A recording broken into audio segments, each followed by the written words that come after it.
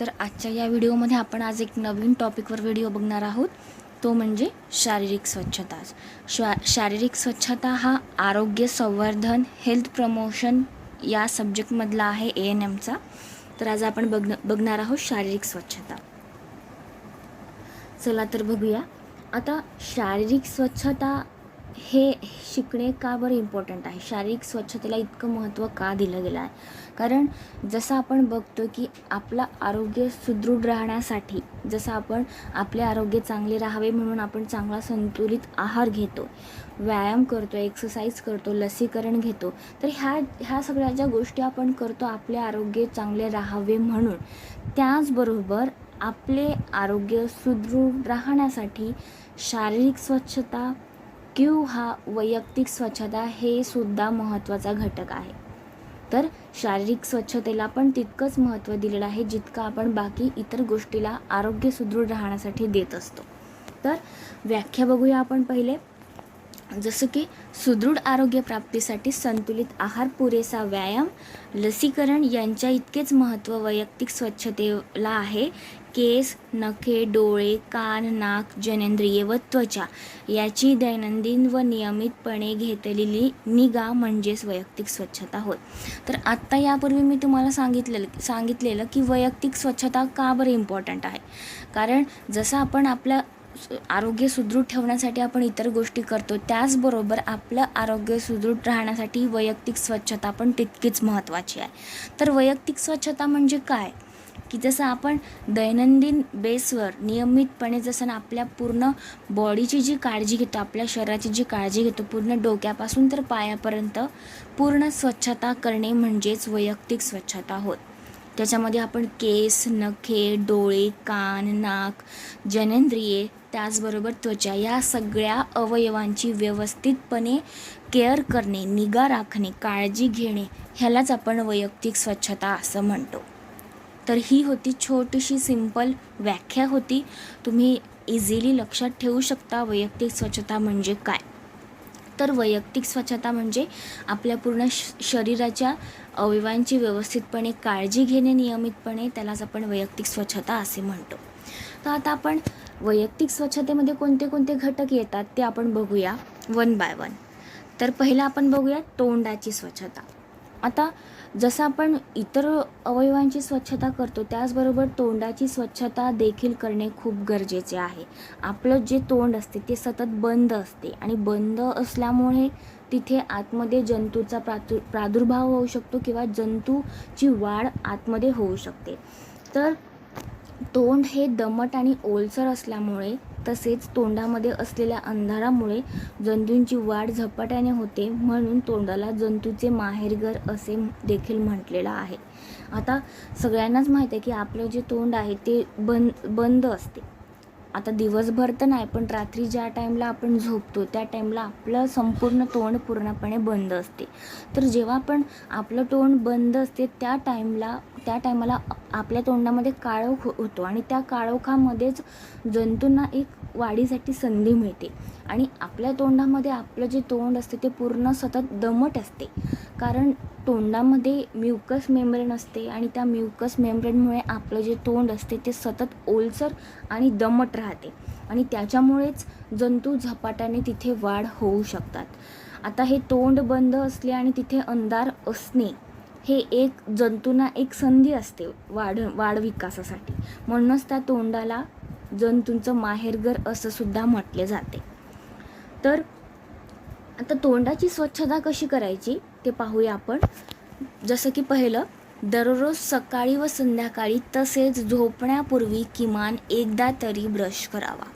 आता तसं जर पाहायला गेलं तर नियमितपणे सकाळी एकदा आणि संध्याकाळी एकदा असं 2दा तरी ब्रश करायला पाहिजे. सकाळी झोपेतून उठल्याबरोबर एकदा आणि संध्याकाळी जेवण झाल्यानंतर एकदा, असं दिवसातनं 2दा ब्रश करायला हवा. कारण सकाळी आपण जेव्हा झोपून उठतो तेव्हा रात्रभराचे जंतू, रात्रभराची घाण तिथे साचलेली असते आणि घाण वाससुद्धा येतो. त्यामुळे सकाळी ब्रश करणं गरजेचं असते. त्याचबरोबर रात्री झोपण्यापूर्वी झोपण्यापूर्वी आपण जेवण करतो, तर जेवण झाल्यानंतर आपल्या तोंडामध्ये बरेचसे अन्नाचे कण फसलेले असतात, तर ते साफ करण्यासाठी सुद्धा आपल्याला झोपण्यापूर्वी ब्रश करायला पाहिजे. नाहीतर मग ते जर आपण साफ केलं नाही तर त्याच्यामुळे जंतू तिथे वाढू शकतात. म्हणून दररोज सकाळी आणि संध्याकाळी झोपण्यापूर्वी आपल्याला ब्रश करायचा आहे.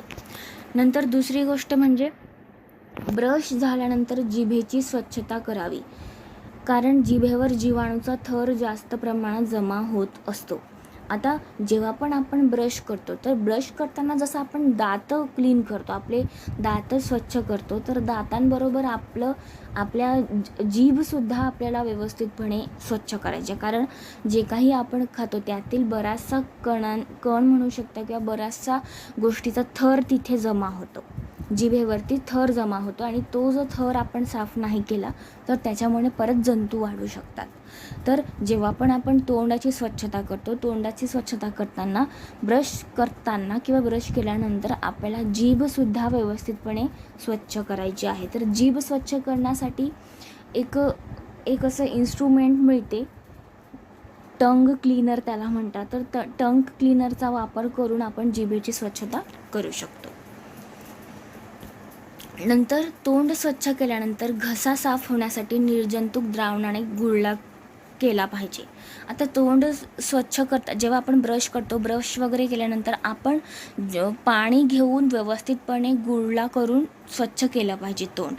कारण जे काही तोंडामध्ये साचलेलं जे आहे, घाण वगैरे जे काही आहे, ते जर आपण गुळला करतो त्याच्याने ते निघून जाते. आणि द्रावणाचा पण आपण वापर करू शकतो. द्रावण म्हणजे जसं की माउथवॉश सोल्युशन येतात, तर ते माउथवॉश सोल्युशन एक झाकण किंवा 2-3 थेंब पाण्यामध्ये टाकून जर आपण त्याचं गुळला केला तर त्याच्याने सुद्धा आपला तोंड आपलं व्यवस्थितपणे स्वच्छ होते.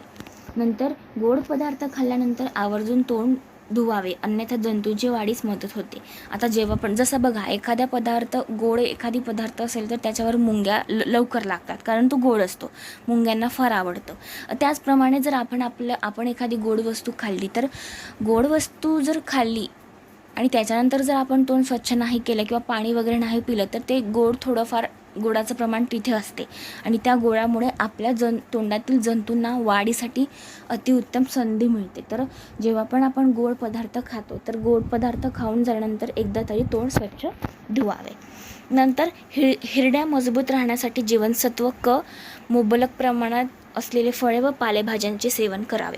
आता आपण एक व्हिडिओ बघितला होता, त्याच्यामध्ये जीवनसत्व क बद्दल बघितलं होतं. तर जीवनसत्व क च्या कमतरतेमुळे आपल्याला हिरड्यांचे आजार होऊ शकतात.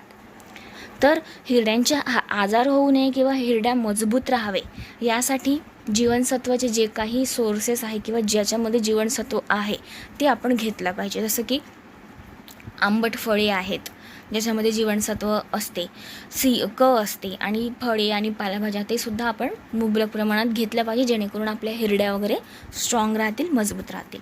नंतर लास्ट, दातांच्या स्वच्छतेसाठी तंबाखू किंवा काळी मिश्री यांचा वापर करू नये. आता पूर्वीच्या काळी जेव्हा टूथपेस्ट नव्हते तेव्हा भरपूर लोक, कुणी निंबाच्या काड्याचा वापर करायचा, कुणी जे कोळसा असते त्या कोळशापासून एक मिश्री तयार करतात त्याचा वापर करायचा, भरपूर जण मंजनचा वापर करायचा. तर ते पूर्वीच्या काळात व्हायचं असं, पण शक्यतोवर ते टाळलं पाहिजे. जसं काही लोक, भरपूर असे लोक आहेत ते नसेचा वापर करतात किंवा कोळशाचा वापर करतात, तर ते टाळायला पाहिजे, कारण त्याच्यामुळे सुद्धा आपल्या तोंडावर काही विपरीत परिणाम होऊ शकतात.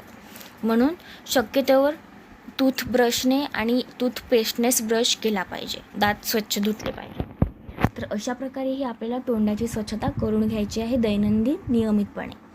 नंतर आपण बघूया त्वचेची स्वच्छता. आता जसं आपण वैयक्तिक स्वच्छतेमध्ये बघितलं की आपल्याला पूर्ण अवयवांची 1 by 1 स्वच्छता करायची आहे. नुसतं तोंडाची केली आणि पूर्ण शरीराची स्वच्छता केली नाही तर असंच करून चालणार नाही. आपल्याला सगळ्या गोष्टीची व्यवस्थितपणे काळजी घ्यायची आहे, स्वच्छता करायची आहे. तर यामध्ये आपण दुसरं बघणार आहोत त्वचेची स्वच्छता. आता त्वचेची स्वच्छता कशी करायची बघूया. वैयक्तिक स्वच्छतेमध्ये त्वचेची दैनंदिन स्वच्छता अत्यंत महत्त्वाची आहे. भारतीय संस्कृतीमध्ये दैनंदिन स्नानाला व त्वचेच्या स्वच्छतेला महत्त्व दिलेले आहे, कारण दररोज स्नान केल्यामुळे त्वचेवरील जीवजंतू निघून जातात, त्वचेत मृत पेशी जाऊन जाऊन तेथील रक्तप्रवाह वाढतो व प्रसन्न वाटते. तसेच त्वचेमार्गे होणाऱ्या जंतू संसर्गाचा धोका कमी होतो. आता जसं तुम्हाला प्रत्येकाला माहीत असेल की भारतीय संस्कृतीमध्ये पवित्रता ही गोष्ट खूप महत्त्वाची आहे. आता पवित्रता म्हणजे काय, की स्वच्छ, व्यवस्थित राहणे, पवित्र राहणे. म्हणजे आपल्या भारतीय संस्कृतीमध्ये स्नानाला खूप महत्त्व दिलं आहे. स्नान म्हणजे आंघोळ करणे, पवित्र होणे, म्हणजे शुद्ध पाण्याने आंघोळ करून पवित्र होणे, असं ह्या गोष्टीला भारतीय संस्कृतीमध्ये खूप अधिक महत्त्व दिलेलं आहे. तर स्नान करणे, आंघोळ करणे हे देखील वैयक्तिक स्वच्छतेचा एक भाग आहे आणि ते केल्यामुळे आपल्या शरीराला खूप सारे फायदे होतात. जसं की जर आपण आंघोळ केली, नियमितपणे आंघोळ केली, तर आंघोळीमुळे आपल्या शरीरावरती जे काही घाण साचलेली आहे, जे काही धूळ आहे, घाण आहे, तर ते सगळं निघून जातात. त्याचबरोबर आपल्या शरीरावरती जितके पण जंतू आहेत ते जंतूसुद्धा मारले जातात, म्हणजेच निघून जातात. आणि व्यवस्थितपणे स्वच्छ केल्याने आपल्या त्वचेवरचा रक्तप्रवाह पण चांगला वाढतो आणि जे काही मृत पेशी असतात आपल्या त्वचेतील त्या संपूर्ण निघून जातात आणि आपली त्वचा स्वच्छ होते. तर अशा प्रकारे वैयक्तिक स्वच्छतेमध्ये त्वचेच्या स्वच्छतेला पण भरपूर असे महत्त्व दिले गेले आहे. तर स्नान करणे हा एक सुद्धा महत्त्वाचा घटक आहे. स्नान केल्यामुळे सुद्धा आपल्या शरीराला विविध बेनिफिट किंवा फायदे मिळतात. आता बघूया त्वचेची स्वच्छता कशी करायची आपण. हवामानाप्रमाणे उष्ण किंवा शीतोष्ण पाणी वापरावे, परंतु हे पाणी अति उष्ण व अति थंड असू नये. आता जसं क्लायमेट आहे, जसं वातावरण आहे, जसं उन्हाळा असेल तर आपण उन्हाळ्यामध्ये थंड पाणी वापरतो आणि हिवाळा असेल तर हिवाळ्यामध्ये आपण थोडं कोमट किंवा थोडं गरम पाणी वापरतो. तर जसं वातावरण राहील त्या वातावरणानुसार आपल्याला आंघोळीसाठी पाणी वापरायचे आहे. नंतर अतिउष्ण पाण्यामुळे भाजण्याचा धोका असतो आणि अति थंड पाण्यामुळे शरीराचे तापमान कमी होण्याचा धोका असतो. आता जसं आपण पहिला पॉईंट पाहिला की वातावरणानुसार आपल्याला पाण्याचा वापर करायचा आहे, पण ही गोष्ट तितकीच खरी आहे की जेव्हा आपण पाण्याचा वापर करतो तेव्हा आपल्याला एकदम अति प्रमाणात त्या गोष्टी करायच्या नाही आहेत. म्हणजे जर तुम्ही गरम पाणी घेत असाल तर एकदम अति गरम घेऊ नका आणि थंड पाणी घेत असेल तर एकदम अति पण थंड पाणी घ्यायचं नाही. जेणेकरून जर अति थंड पाणी घेतलं तर त्याच्यामुळे शरीराचं तापमान खूप कमी होऊ शकते आणि त्याच्यामुळे तुम्हाला विपरीत परिणाम होऊ शकतो. आणि जर तुम्ही अति गरम पाणी घेतलं तर त्याच्यामुळे तुम्हाला भाजण्याची शक्यता असते, चटका लागण्याची तुम्हाला शक्यता असते. तर ह्या दोन गोष्टी लक्षात ठेवायच्या. नंतर पाण्याच्या पृष्ठभागीय ताण कमी होण्यासाठी साबणाचा वापर करायचा, जेणेकरून त्वचेवरील घाण जाण्यास मदत होईल. आता बघा, जेव्हा पण आपण आंघोळ करतो किंवा जेव्हा पण आपण स्वच्छता करतो तर स्वच्छता करताना आपल्याला नुसतं पाण्याने स्वच्छता करायचा नाही आहे. आपल्याला पाण्यासोबत आपल्याला साबण किंवा जंतुविरहित जे पण आपण प्रोडक्ट्स यूज करतो त्याचा आपल्याला वापर करूनच आपल्याला त्वचेची स्वच्छता करायची आहे.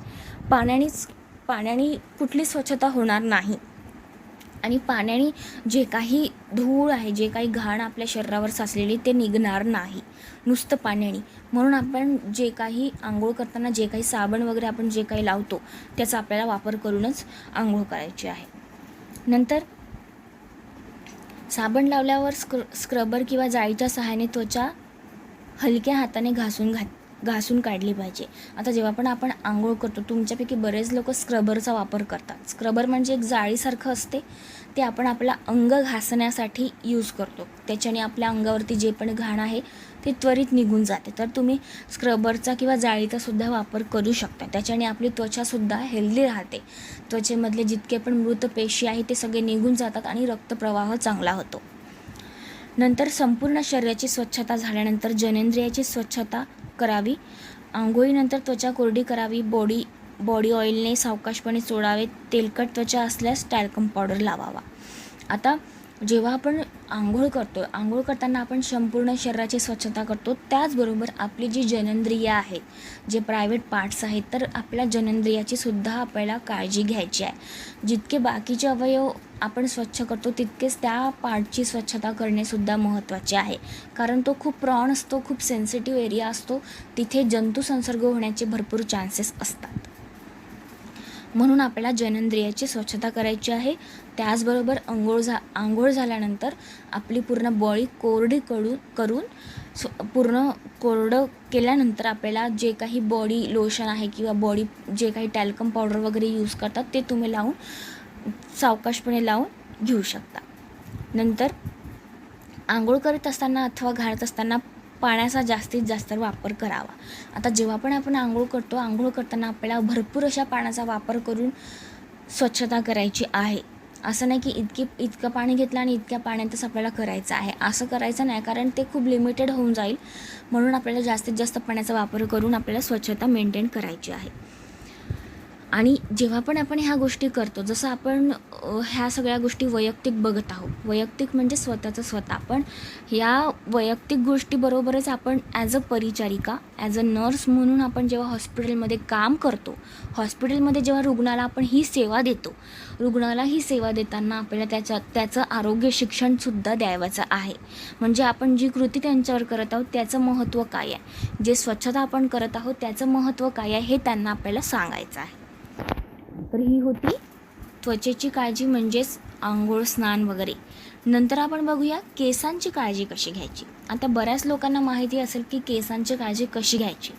आता धावपळीच्या जीवनात दररोज केस धुणे जमत नसल्यास आठवड्यातून किमान 2 वेळा केस धुतले गेले पाहिजेत. आता आजकाल सगळे धावपळीच्या काळात सगळ्यांना इतकं शक्य होत नाही की दररोज केस धुवावेत, पण आठवड्यातून किमान 2दा तरी केस धुतले पाहिजे.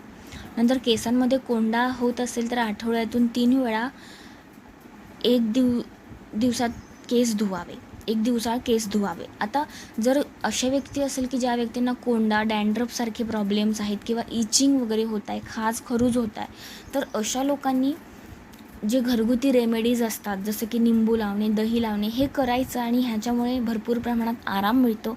त्याचबरोबर मार्केटमध्ये वगैरे शॅम्पू, लोशन्स वगैरे मिळतात, ते सुद्धा यूज करायचे आणि जितकं तुम्ही केसाला स्वच्छ ठेवणार तितकं चांगलं राहील. तर अशा प्रकारे आपण सुद्धा केसांची स्वच्छता करू शकतो, ज्यांना डॅन्ड्रफ वगैरेचा प्रॉब्लेम असतो ते लोक. नंतर डोक्यात उवा किंवा लिखा झाल्या असतील तर परिचारिकेने रुग्णाला पेडिकुलोसिस ट्रीटमेंट द्यावी. यामधून लायसिल्स 2 तासांनी केसांना लावावे व नंतर शिकेकाई अथवा शॅम्पूने केस धुवावे. आता बरेचसे पेशंट आपण बघतो किंवा बरेचसे असे लोक असतात ज्यांना पेडिकुलोसिसचा त्रास असतो. पेडिकुल म्हणजे उवा. तर अशा लोकांना आपल्याला लायसिल ट्रीटमेंट द्यायची आहे किंवा पेडिकुलोसिस ट्रीटमेंट द्यायची आहे. पेडिकुलोसिस ट्रीटमेंट म्हणजे काय, एक शॅम्पू असतो, त्या शॅम्पूनी जर आपण ते शॅम्पू जर आपण केसांना लावलं किंवा ती औषध जर केसांना लावली तर केसांमध्ये जे काही उवा किंवा पेडिकुल झालेले आहेत त्यांना पूर्णपणे मारून टाकतात. आणि ते शॅम्पू लावून नंतर आपल्याला त्यांचं एखाद्या शिकेकाईने किंवा शॅम्पूने त्यांचे केस धुवावेत आहे. म्हणजे जे काही उवांचा त्यांना प्रॉब्लेम झाला आहे, जे काही केसांमध्ये प्रॉब्लेम झाला आहे, ते सगळे संपूर्ण नष्ट होऊन जातील आणि केस स्वच्छ होतील. तर अशा प्रकारे आपल्याला केसांची काळजी घ्यायची आहे. नंतर आपण बघूया नखांची काळजी. आता नखे पण अशी गोष्ट आहे की नखांमुळे सुद्धा रोगजंतूचा प्रसार होऊ शकतो. कारण बऱ्याच लोकांची नखं वाढलेली असतात, त्या नखांमध्ये घाण जमा झालेली असते आणि तेच नखं मग तोंडात, पोटात ते जो मळ साचलेला असतो तो पोटात जातो, नखात जातो. ठीक आहे. तर अशा प्रकारे हे रोगजंतूचा प्रसार होण्याचं माध्यम आहे. त्याच्यासाठी आपल्याला प्रत्येक व्यक्तीला पायाची आणि हाताची स्वच्छपणे नखे कापून घ्यायची आहे. ही वैयक्तिक स्वच्छता तर आहेच, पण जेव्हा आपण रुग्ण येतो तेव्हा रुग्णाची सुद्धा आपल्याला ही नखांची काळजी आपल्याला घ्यायची आहे, जेणेकरून नखांमुळे त्यांना कुठलाही प्रादुर्भाव जंतूचा होणार नाही याची काळजी आपल्याला घ्यायची आहे. नंतर आपल्याला सर्वात शेवट आणि महत्त्वाचं बघायचं आहे मासिक पाळीमधील स्वच्छता. आता मासिक पाळी ही प्रत्येक स्त्रीला त्याच्या प्रौगंडावस्थेमध्ये चालू होते. आता जेव्हा पण प्रत्येक स्त्रीला मासिक पाळीचे चक्र हे नैसर्गिकरित्या प्रत्येक स्त्रीला येत असते. तर जेव्हा पण मासिक पाळी येते, मासिक पाळीमध्ये प्रत्येक स्त्रीने जे दैनंदिन ती जी काळजी करते, जसं आंघोळ करणे, केस धुणे, कपडे घालणे, हे सगळे तिने त्या पिरियडमध्ये केले पाहिजे. त्याचबरोबर आता मासिक पाळीमध्ये जो रक्तस्राव होतो, त्या रक्तस्रावाला थांबवण्यासाठी जे सॅनिटरी पॅड यूज होतात, तर ते व्यवस्थितपणे यूज करून प्रत्येक म्हणजे दिवसातनं किमान 2 ते 3दा चेंज करायला पाहिजे. आणि जो आपला पार्ट असतो, जो जननेंद्रिय असतात, त्यालासुद्धा स्वच्छ ठेवलं पाहिजे. मासिक पाळीमध्ये आपल्याला हे स्वच्छतेचं स्वच्छतेकडे फार लक्ष द्यायचे आहे, कारण मासिक पाळीमध्ये सुद्धा मुलींना किंवा भरपूर अशा स्त्रियांना इन्फेक्शन होण्याचे चान्सेस असतात. त्यामुळे मासिक पाळीच्या चक्रामध्ये आपल्याला स्पेशल काळजी घ्यायची आणि स्पेशल तिथला जो पार्ट आहे तो स्वच्छ करून घ्यायचा आहे, पुसून व्यवस्थितपणे तिथे करायचा आहे आणि सॅनिटरी पॅडचा चांगल्या प्रकारे वापर करून तो काही तासानंतर बरोबर चेंज करायचा आहे. तर अशा प्रकारे मासिक पाळीमध्ये सुद्धा ही स्वच्छता करणे महत्त्वाचे आहे. तर अशी ही वैयक्तिक स्वच्छता होती. वैयक्तिक स्वच्छतेमध्ये आपण भरपूर अशा गोष्टी बघितल्या, त्या आपल्याला करायच्या आहे आणि त्याचबरोबर ॲज अ परिचारिका म्हणून, ॲज अ नर्स म्हणून तुम्हाला या वैयक्तिक स्वच्छतेचं, शारीरिक स्वच्छतेचं आरोग्य शिक्षण देखील तुम्हाला रुग्णाला किंवा रुग्णांच्या नातेवाईकांना द्यायचा आहे. तर असा हा व्हिडिओ होता शारीरिक स्वच्छतेवर. जर का तुम्हाला हा व्हिडिओ आवडलेला असेल तर प्लीज माझ्या चॅनलला सबस्क्राईब करा, व्हिडिओला लाईक करा, शेअर करा, कमेंट करा. थँक्यू.